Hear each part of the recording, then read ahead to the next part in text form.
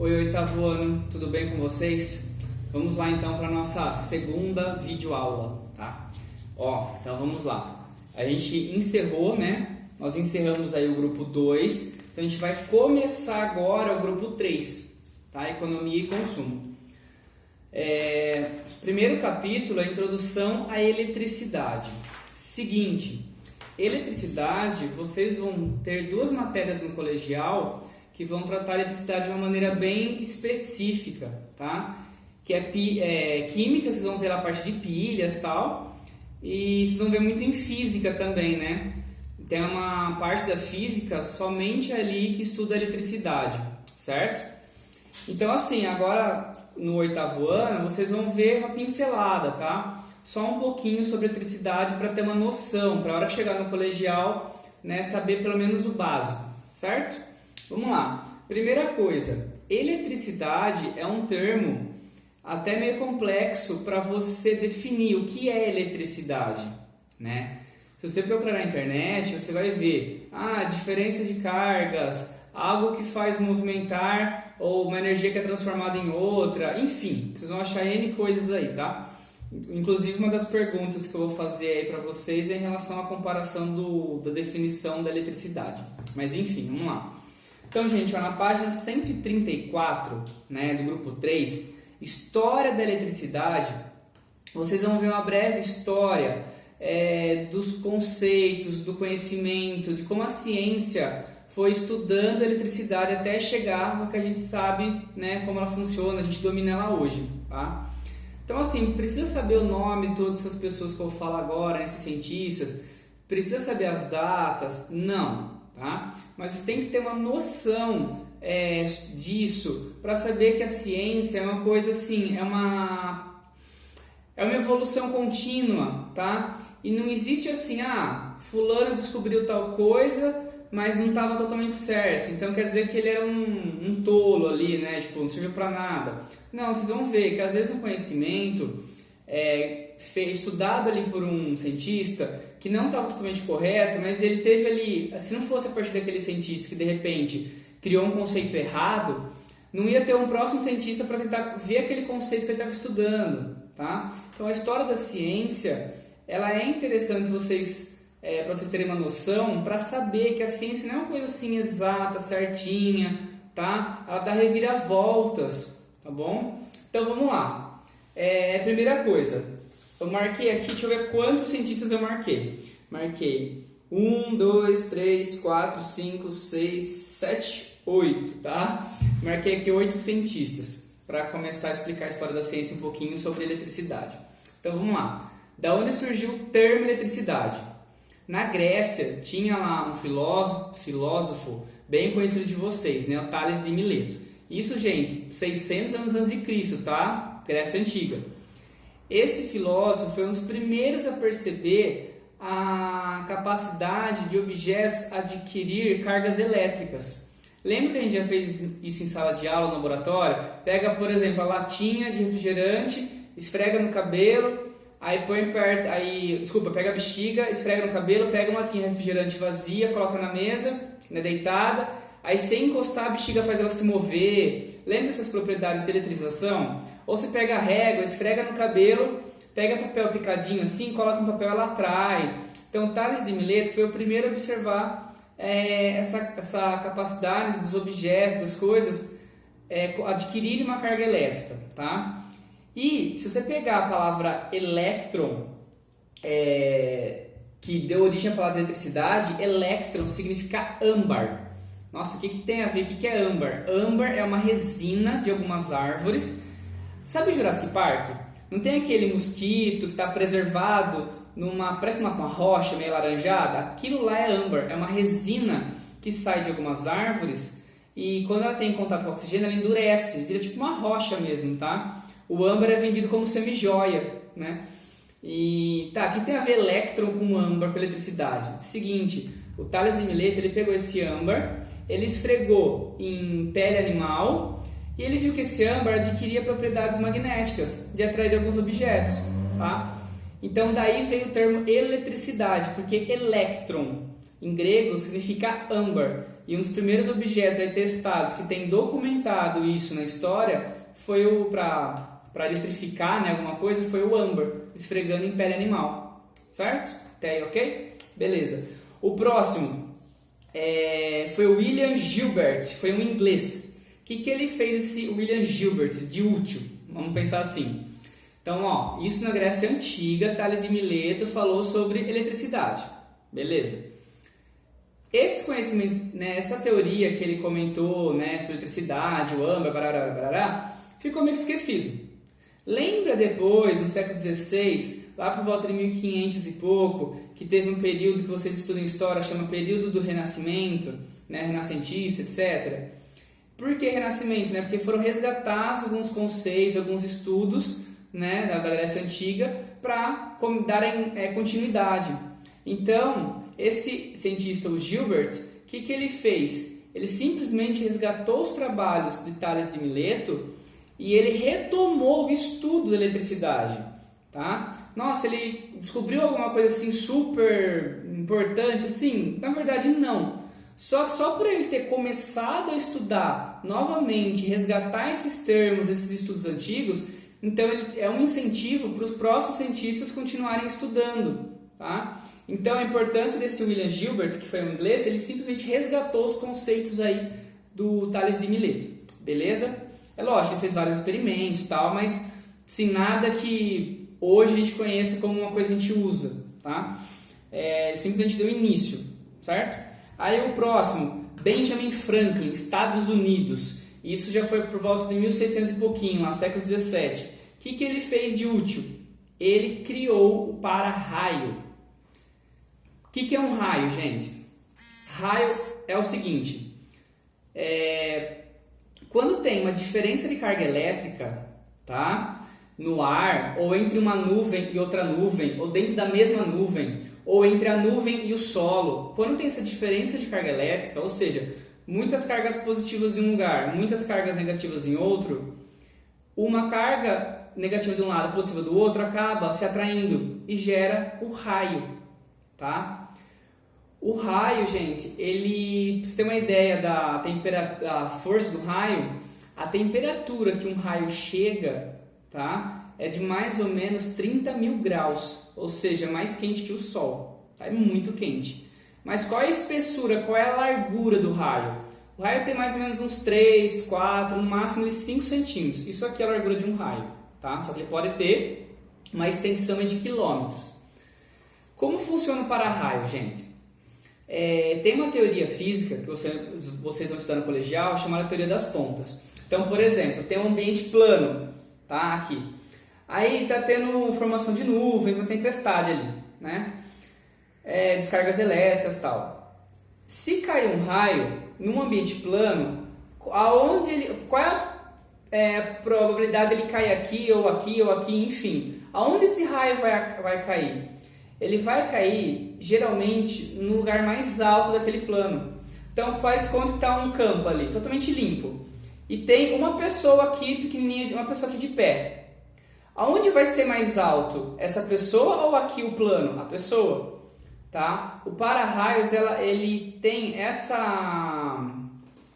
por essa teoria que ele acabou criando para-raios, o raio ele tende a atingir um objeto mais alto daquele local. Então, se ele morar num sítio, por exemplo, né, enfim, num prédio que seja, imagina um prédio, está tendo uma tempestade ali, um prédio mais alto da cidade. Qual é a chance do raio cair naquele prédio? Maior do que numa casa ali do lado. Tá? O prédio vai atrair o raio para ele, que é o ponto mais alto do local. Então eles põem uma haste de metal, né? Metal atrai eletricidade, né? Conduz bem a eletricidade, bem fino e alto. Tá? E aí o raio cai ali. Só que o para-raio tem que ser posicionado de uma forma que depois daquela descarga elétrica vai embora para o solo. Tá? Não ter um para-raio ali na casa e o raio atingir o para-raio e destruir a casa, né? Não dá. Então ele tem que ter um certo conceito, aí, uma certa experiência, um certo conhecimento para saber a instalação de um para-raio, tá bom? Para o raio e para o solo a carga elétrica. Qual é a diferença de raio e relâmpago? Raio é a descarga elétrica, relâmpago nada mais é do que a luz, o clarão, certo? Lembra que a gente comentou que a energia nunca se perde na natureza, ela sempre se transforma. O raio, ele transforma essa energia elétrica, tá, em qual tipo de energia? Energia luminosa, certo? Que é o clarão do relâmpago, e energia sonora. A energia térmica também, né? Porque chega a 30 mil graus, e energia sonora, que é o trovão. O trovão nada mais é do que o resultado da expansão do ar por onde o raio passa. Lembra que a gente também já viu, tudo que está mais quente acaba dilatando e tudo que está mais frio acaba contraindo. Imagina 30 mil graus Celsius passando assim extremamente rápido no ar. Aquela camada de ar onde o raio está passando, o ar se expande, só que expande de uma maneira muito violenta e gera o trovão. Como a velocidade da luz é muito maior que a velocidade do som, primeiro você enxerga o raio, aí depois você ouve o trovão. Tá? Só a título de curiosidade, a velocidade da luz é 300 mil km por segundo. Velocidade do som, 340 metros por segundo. Então dá até para fazer uma conta assim. Por exemplo, caiu um raio ali que eu vi o raio. Aí eu conto 1, 2, 3, aí você escuta o trovão. Você multiplica esse 3 por 340 metros, é a distância que o raio caiu. Tá? Então raio, trovão e relâmpago é basicamente a mesma coisa, assim, vem da mesma situação, mas raio é a eletricidade mesmo, a corrente elétrica, relâmpago é o claro, o clarão, a luz, e trovão é barulho, ponto, tá? Mas tudo origina por causa de raio. Lembrando que o raio pode ser entre uma nuvem e outra nuvem, entre a nuvem e o solo, ou na mesma nuvem, tá? Eu já falei então do Tales de Mileto, do William Gilbert e do Benjamin Franklin, certo? Aí, um outro cientista, tá? O Luigi Galvani, que nasceu na Itália, tá? Um italiano. O que ele descobriu? A bioeletricidade. O que é bioeletricidade? Bio, vida. Tá? Eletricidade, corrente elétrica, beleza. Diferenças de cargas, né? Ele descobriu que, na verdade, é assim. Ele fez um estudo com animais, né? Com seres vivos, para ver qual é a interferência dos seres vivos na produção de cargas elétricas. E a hora que ele encostava um metal na perna de uma rã, que ele estava dissecando, ali abrindo a rã, morta, aquela perna tinha uns espasmos, tá? Dava umas tremidas. Então o que ele acreditava? Que o músculo do animal produzia uma carga elétrica, tá? É assim, não é bem assim que funciona, tá, gente? O nosso corpo, quando a gente for estudar sistema nervoso, vocês vão ver que o nosso corpo tem sim um tipo de corrente elétrica, tá, gerado pelo impulso nervoso, não pelo músculo, tá? Mas o que ele falava? Que simplesmente o músculo ia lá e produzia eletricidade. Não é bem assim que funciona. Só que qual foi a importância do estudo dele? A importância do estudo dele é que outro cientista, inclusive que era amigo dele, que é o Alessandro Volta, tá? Que era um italiano também. O que ele descobriu? Que na verdade esse estímulo elétrico, essa bioeletricidade, era o metal que conduzia a eletricidade, o metal que acabava gerando essa eletricidade, essa capacidade de se eletrizar fácil, e não o músculo do animal. Gente, o Alessandro Volta, ele, além dele corrigir, né, digamos, o Luigi Galvani, o Alessandro Volta, olha o nome Volta, o que lembra? Voltagem, volts. Ele montou no século XVIII a primeira pilha, tá? Foi a primeira pilha montada no mundo. Só que é lógico, não era uma pilhazinha assim, né? Uma bateriazinha simples. Era uma coisa enorme assim, né? Ele pegava placas ali de zinco, cobre, tipo um feltro, um paninho molhado com substâncias que conduzem corrente elétrica, tá? Ele fez uma pilha super rudimentar, mas conseguiu fazer uma pilha. Só que era uma pilha que gerava uma energia ali contínua, tá? Não era uma coisa que você conseguia desligar e ligar, igual hoje. Tem a pilha no controle remoto, eu vazio o controle, beleza, a pilha não está sendo gasta, né? Então ele não conseguia desligar, era uma pilha contínua, beleza. Aí tem o Michael Faraday, em inglês, é o nome, né? Qual é a contribuição desse Michael Faraday? Ele que associou o magnetismo junto com a eletricidade. Lembra, inclusive, que a gente já estudou eletroímã, né, que são os ímãs de guindastes, por exemplo, de reciclagem, que funcionam com bateria, com corrente elétrica. É tipo uma chapa de ferro, se você induz uma corrente elétrica. Essa chapa de ferro, que não era um ímã, passa a ser um ímã. Né? Aí, a hora que você desliga ela da bateria, ela volta a ser um ferro comum, sem ser um ferro magnético. Tá? Ele que foi associando as propriedades entre o magnetismo e a eletricidade, certo? Ou seja, ele fez um estudo aí bem bacana. E ele que criou o primeiro dínamo. O que é um dínamo? Um aparelho ali, rudimentar, que transformava energia mecânica do movimento em energia elétrica. Isso é importante? Gente, completamente. A gente faz isso até hoje. Lembra que a gente viu hidrelétrica? A água lá da represa desce, bate numa turbina que fica girando. Essa turbina transforma essa energia de movimento, energia mecânica, em energia elétrica, porque essa turbina está acoplada a um gerador de energia. Tá? Lembra que a energia não se perde, ela sempre nem surge, né? Ela se transforma. Tá? Então, esse Michael Faraday, aí, o inglês, ele criou o primeiro dínamo. Thomas Edison, esse vocês já ouviram falar faz tempo, né? O que o Thomas Edison fez de importante? Gente, criou a primeira lâmpada incandescente. A primeira lâmpada do Thomas Edison foi acesa em 1879, né, século XIX. E ela conseguiu ficar acesa por 45 horas. Tá? Imagina, se ele não ficou mais famoso, não ficou super famoso. Muito, ele criou a primeira lâmpada, gente. Tá bom? Aí, o último que a gente vai estudar hoje, né, que ele nasceu no século XIX e morreu no século XX. O Nikola Tesla, tá? Nikola Tesla era um croata, nasceu na Croácia. Olha essa palavra, vocês conhecem, Tesla. O que ele fez de importante?